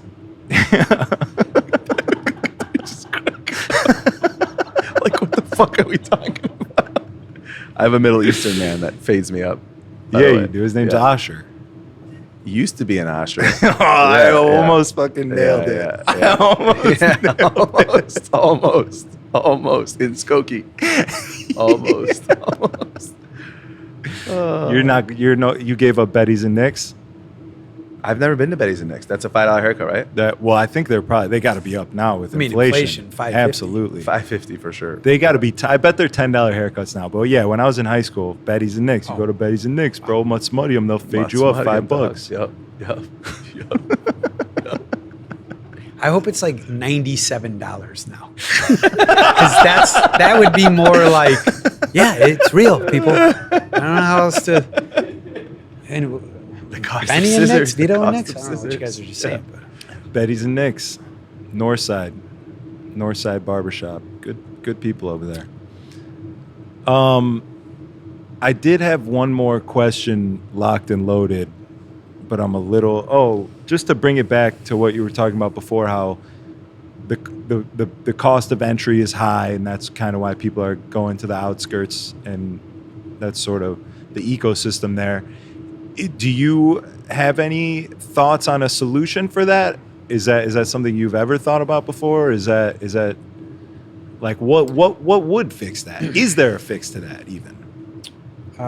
Before you think about it, because I know you're gonna go on a long ramble, and I'll forget what I'm about to say. Not that your rambles aren't great. No, it's fine. It's fine. I get it. I forgot my thought. I think it. that Shut the fuck up. No, go on. It's fine. I also think that it's not even the amount of monetary value of getting in. I think it's people just don't want to work. Like, not that they don't want to work. They'll clock in and they'll clock out. But I work 7 days a week. I'm sure Carmen works 7 days a week. Actually, today is my off day, 6.5 days. I met with my assistant over the phone. Rich. Told her, hey, stop. So Wow. these are the things that I want you to get done. I had some stuff that I wanted to get done for a boat company that we have, Nice. Lakeshore Boat Charters. Shout out. This is my half day. So I just don't think that people want to or can work. I think people just want to sit around and play video games or just sit on the phone. And I don't think they have what it takes to actually do the entrepreneurial, business idea, or because Like he probably has, actually. because he has, maybe 7-10 times more than what I have. I have about 7 to 8 businesses, and I can't imagine. that. Yes, I was just talking about the multiplier of what he has. he probably has like 70 businesses, but I just don't think people can have what it takes to. And what I mean, like that's. It's work all the time. There's But no. What is that? How do you expand on that? It just everything stops. No, it's not. Younger generation doesn't have it. Or no, like no. what? I don't know. It's people that have. I would say if you have operating procedures, it's the dumbest and easiest thing to say, but they're very hard to do. But if I can hand you a playbook on this is how to run Promo 7 or Medi or Lakeshore Boat, this is how to run it. Great. And you make it for a third grader to understand it, fine. Now you need someone to actually execute that, right? I just don't think people have the mental capacity or the physical capacity to just want to be working all the time. Do you think it's like, yourself as an example, someone who was just a worker at one point and now you're an owner, you've made the leap. Do you think that happened too much and there's just not workers anymore? Like all the good workers moved up so far that they're like. So up here I now think that, and Carmen probably believes in the philosophy. I believe in having strategic partners that if they work as hard as you do, you can partner up with them. I think that I was in college full time, even though it took me 7 years. I was doing Promo 7 with Riz full time, and I still had a full time job at Fifth Third Bank as a banker. Like I was doing all three. I don't think people can physically or mentally have the capacity. People tell me like you're fucking insane. Like how are you continuing to do so many things? Or it'll be 10 or 11 o'clock at night, and they're like, "What are you doing? Like how are you still working?" I'm like, it's just work all the time. It never shuts off. My girlfriend maybe hates me for it, but it never. She just started a business, and she's she was fighting with me when I told her to go tan today. She's like, "How am I gonna tan? I have a business." Like, well, I'm like, now you see what I go through. Like, you can't. But then on the other end, it gives you a lot of freedom to do what you want also. So it's kind of like a catch-22. Is that what that is? Catch-20? Catch-22? Yeah. Why So don't it's like you shout out our business? We got 7 viewers. Maybe they'll subscribe. Listen, 7 viewers. I just We do affiliate I marketing. just appreciate the anecdotal reference to hardship that there are days where girls can't go tanning.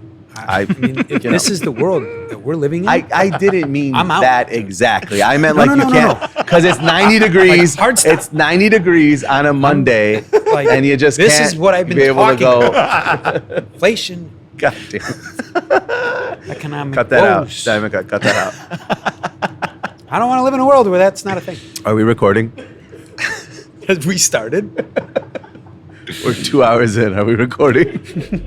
Long Drink is a legendary Finnish favorite that's been around since the 1952 Summer Games. It's a deliciously refreshing blend of premium liquor, natural grapefruit flavor, and just the right amount of carbonation.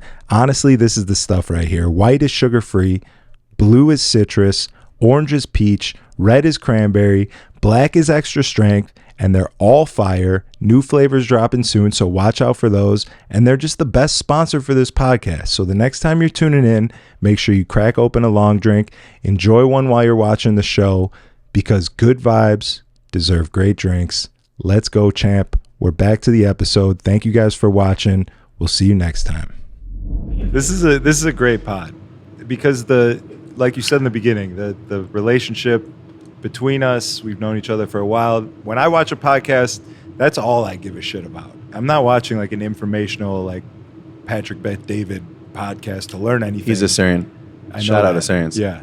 I'm watching to watch people goof around and have fun, and feel like I'm part of it. So it's been great. I'll see you guys tomorrow. How do you feel about Patrick Bet David? I don't know who that is. Wrecked. Fuck. What was the question? I asked if what you spoke on before, businesses point. moving Yeah. to the outskirts Yeah. and a high barrier of entry. Yeah. If there is even maybe a solution for that. Do you think there's ever going to be a correction? Meaning, like, I was looking at a space on Orleans, and I was talking to one of my brokers, and I'm like, no one's going to take this in Chicago at this amount, because it should be, let's call it should be 16,000.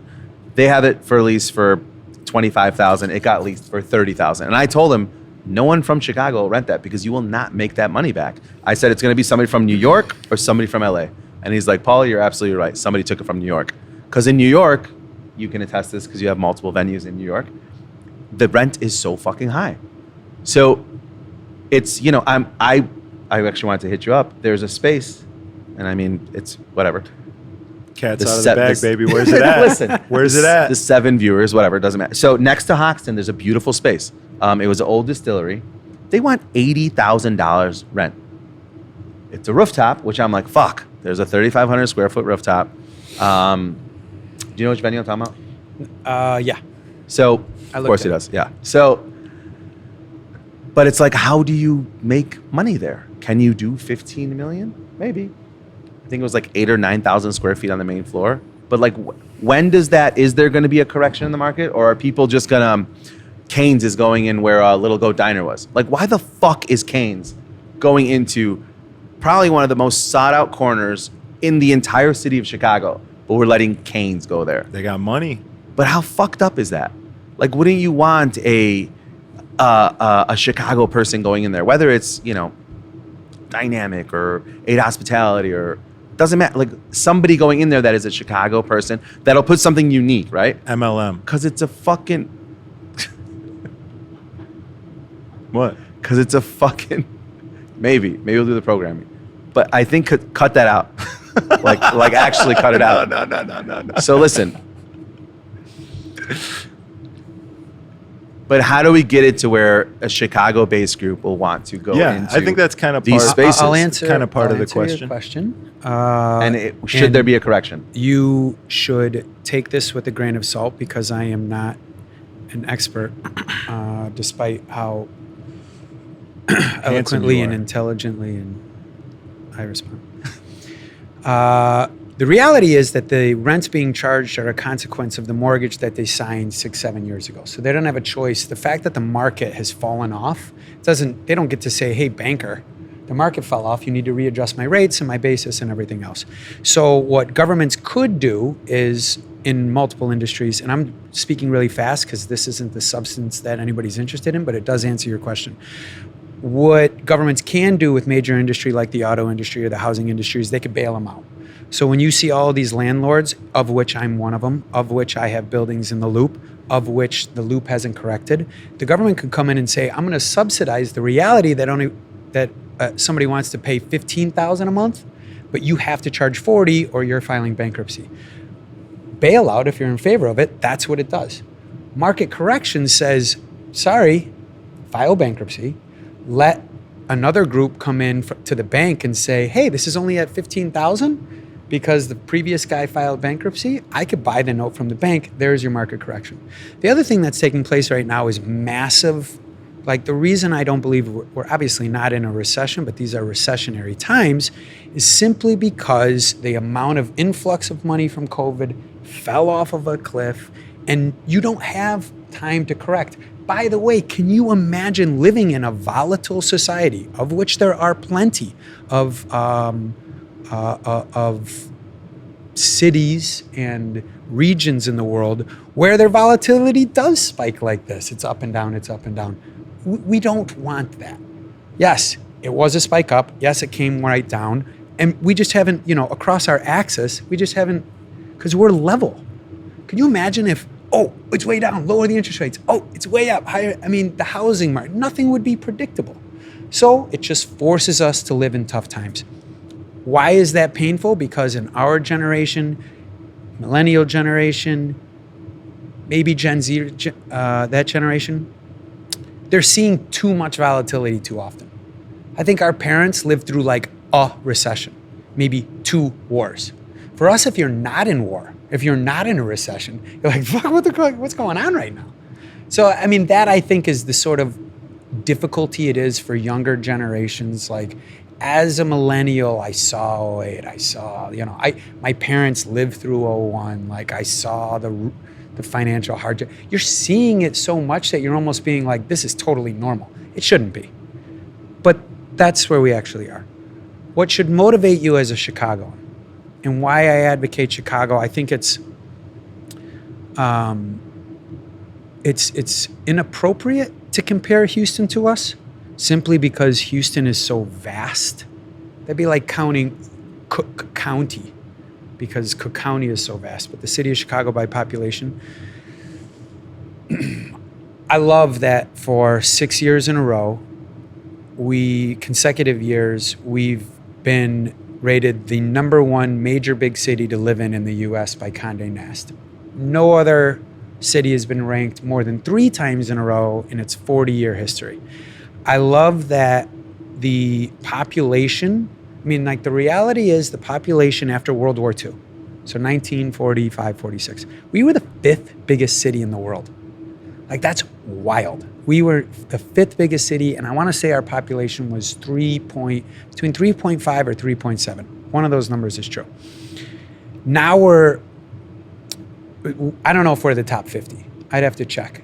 That's in large part because of globalism. That's in large part because the expansion of, civilization itself. But our population was on a decline. We were 2.66 in the last census. Now we're over 2.7. O'Hare in 2025, #1 busiest airport in the world. 2,334 flights a day. That's 1 out of 12 flights that take place in the United States every day is a Chicago flight. 94% of them are just United and American Airlines, but we're the #1 busiest airport in the world.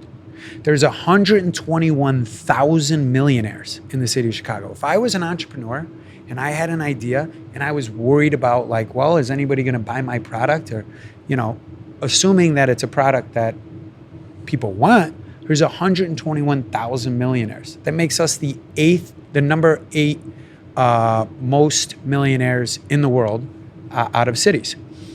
#2 for 4 years in a row on corporate relocation or expansion. What does that tell you? It means companies in Illinois are growing, they're expanding. That means companies are coming to Illinois. #2, 4 years in a row. I think those stats all speak to like I'm a buyer for Chicago. Like, even if you're just like, the grass is greener, I want to go over here. I'm gonna take my talents to South Beach and all this other stuff. The stats disagree with you. So then what kills me of our own media is that's our biggest enemy.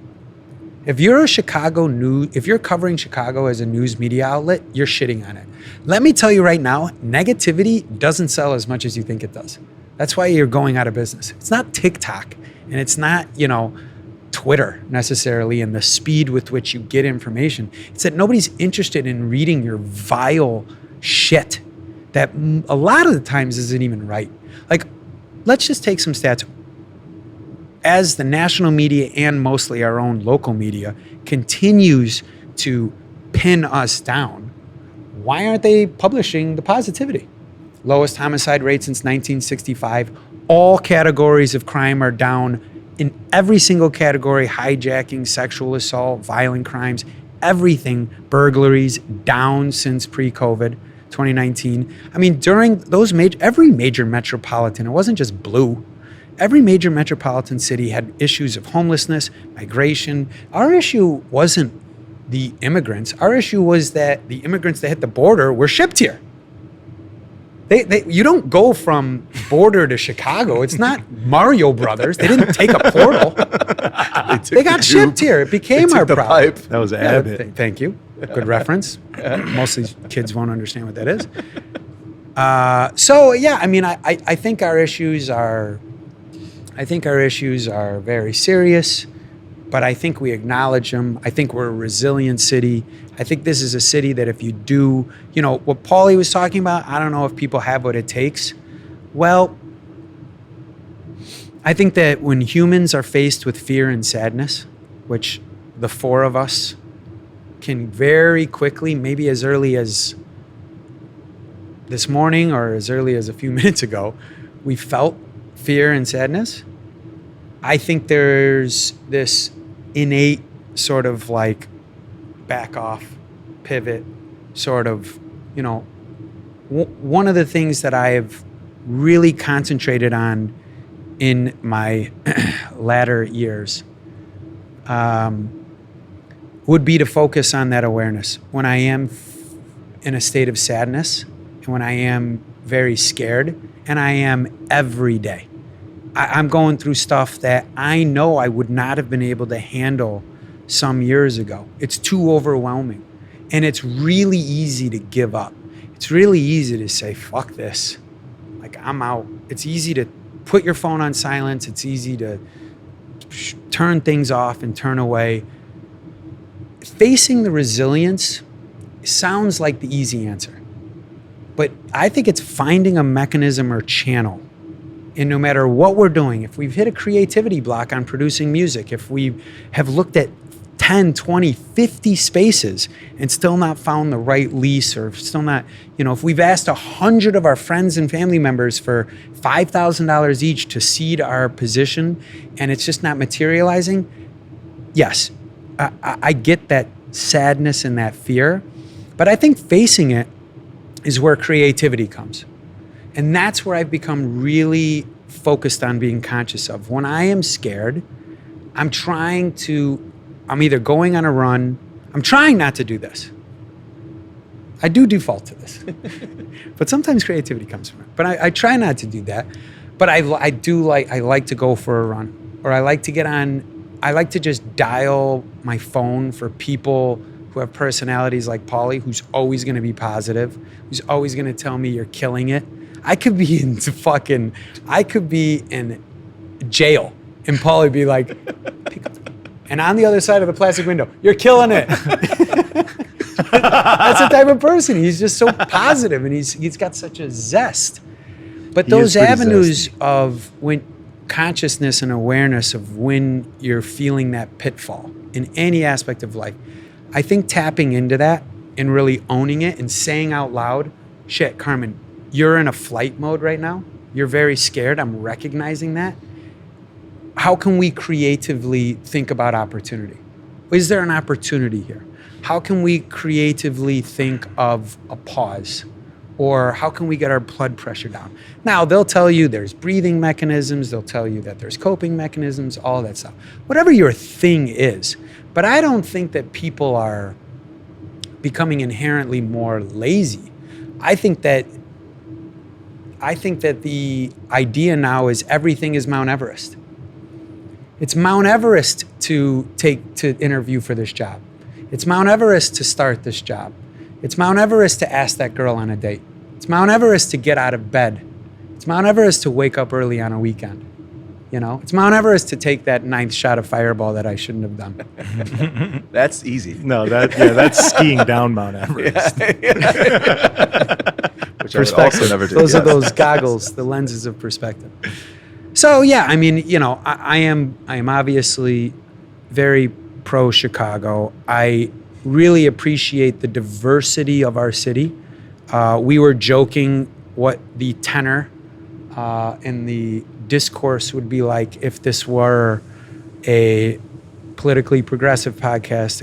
Well, not that there is much of a conservative base that's outshone, but whether any one of these different channels and mediums, if it wasn't about hospitality, if it was about fashion, if it wasn't about retail, it could have been about, you know, B2B businesses. But I truly think that because of that 77 communities that we talk about, like New York and its 5 boroughs, LA kind of has neighborhoods that they describe where you're from, but it's, you know, Chicago, the 77 communities, and I'm telling you, we rally.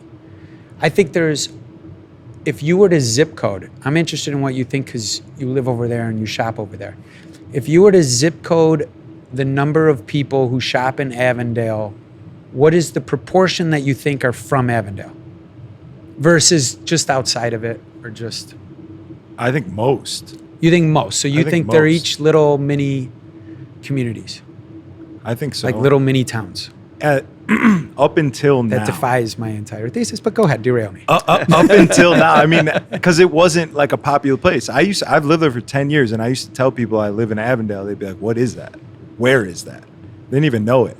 But now it's kind of coming up, and there's a reason to go there and shop. So I think now more than before, people are going there to get something.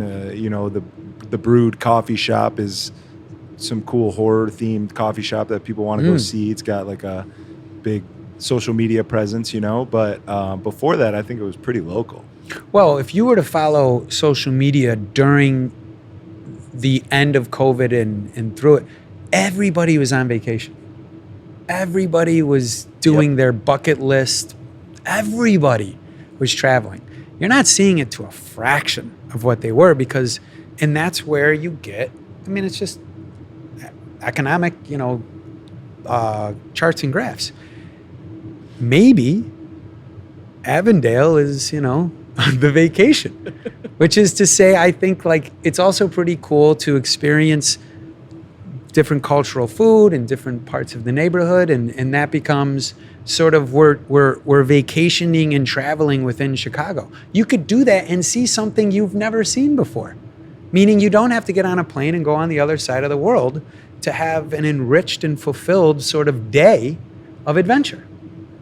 Unless you think I'm full of shit. No, in which case I say, drink Stella Artois. No, that makes sense. That makes sense to frame it like that. Like, yeah, I mean, you could go from, I don't know, Elk Grove and go to Avondale and be like, oh my God, I didn't know this existed. It's so different than anything I've ever seen. That makes a lot of sense, yeah. But I was just thinking like, I don't know, I'm at Cermak, the grocery store, you know, who's over there? Obviously, people that live in Avondale. I think it's creating different concepts and different ideas, different restaurateurs going into Avondale. And I already think, I mean, maybe a year or two, it's going to be the next spot already. There's going to be somewhere else to go. And I think it's already happening probably, and we just don't know about it. Which I'm pretty sure somebody already told me like last week, hey, this is the new Avondale. Like it's always like, this is the new Wicker Park. Come on, let us new live for a minute. What do you mean the new? We haven't even gotten there yet. I'm telling you. I was at some event space on last Friday, and somebody's like, oh yeah, we're in Avondale. Like the new spot is going to be this. And I forgot where it was. But very, very short. Anywhere but Avondale. Yeah. It can't be Hermosa. It was not Hermosa. Not Hermosa. No. All right. Maybe Rogers Park. I don't know. Rogers Park's kind of popping. Yeah. So Rogers Park, that was Bar 63. Yes. Sheridan and University. Yes. One That of was my Hamilton's, first- wasn't it? Before it was Hamilton, or excuse me, before it Carmen was owned it, yeah. Hamilton's, Right. then I had Bar. I don't know what number that was for me. Early on though, 4 or 5. We used to go there and Pumping Company with our fake IDs. Not at Bar 63 because they did Not not Bar let it, they did 63, not let no. it dirty. At Hamilton's. Yes, Yeah. yes. And the Keg in Evanston. This entire podcast has to be with like the black shadow. Sometimes I once owned a place in bars in Rogers Park. Fake IDs? There were no fake IDs. I think we should wrap on what you said last because it was inspirational, and I like that a lot. I like that, you know, when you feel moments of sadness or insecurity or scaredness, you settle into it and feel it rather than run from it and get on your phone, because I think that's what most people do. You know, I've 1 second at a red light in my car and I pull my phone out because I'm not doing anything right now, you know, or I don't want to think about whatever. And I personally think that plays into what Paulie was saying with people being lazy or whatever they are. I think they're just so used to turning at every second to their phone and any moment of Maybe I use the wrong term, not being lazy. Maybe it's easier to do other things, right? It's exactly. like, Yes. like I consider myself overweight. So like it's easier for me to go eat I pizza agree. after this. Yeah, thanks. It's easier for me to go eat pizza instead of go to the gym after this. It's easy for me to have tequila. Can we with put Stella a pin with- on that for a second? Turn back to that one. But it's easier for me to do Yeah. that, right? Yeah. I just think it's the same way. You know, like you said, at your phone, like everyone, you shouldn't be on your phone at nighttime, right? Because it keeps you up. Mm-hmm. But if you're having anxiety, you're gonna be on your phone. Like you just stay on your phone. and it's a loop. That's the loop. Exactly. The anxiety's Exactly. from the phone. Exactly. And you're Totally. on So it to I- cure it, and it's just Totally. Exactly. So it might not be the laziness, or that might be a part of it. I just think it's easier to do other things. Yeah, And yeah. people will always take the easier road instead of the hard road. I would say 9 times out of 10, people always take the easier road. But you don't get where you want to be taking the easier road. Absolutely. If you're doing the same shit that everybody else is doing, you're never going to get ahead of everybody else. I completely Yes, agree. yes. Paulie is overweight. Yes. I'm like, yes. Oh, yeah. Yes. And there's the clip. Yeah, no, that's the beautiful bow on this excellent episode. Thank you guys for doing this and having us in your establishment. You're going on a trip soon, so have a safe trip. Thank you. Last time you left us, I feel like you didn't come back for a while. Long time. So I wasn't really going. I was fleeing. Might have been the right. Seems like you're fleeing again. Yeah, well, in it's these that time times. of So, year. yeah. Yeah. In these uncertain times. So enjoy that, and definitely come eat at Devon. It's delicious. I've been here plenty of times. And we'll see you on Hubbard Street, baby. Let's go, champ. Well, alright. Battle raps cause I've shaken grown men to the point that they can't even face their own friends. That's why they rhyme about jewels, not life, cause the ice on which they skating is so thin. That's what I love about the human soul. It'll usually show when the truth ain't told. Use a lie.